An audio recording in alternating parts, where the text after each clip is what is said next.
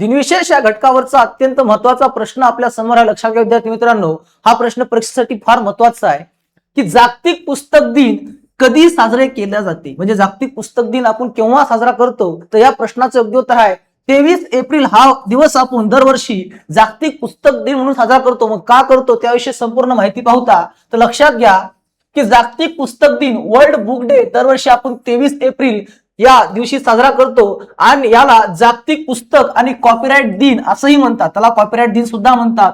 UNESCO तर्फे वाचन संस्कृतीला प्रोत्साहन देणे, लेखन आणि प्रकाशनाचा सन्मान करणे आणि बौद्धिक संपदेच्या संरक्षणासाठी हा दिवस आपण साजरा करतो युनेस्को तर्फे.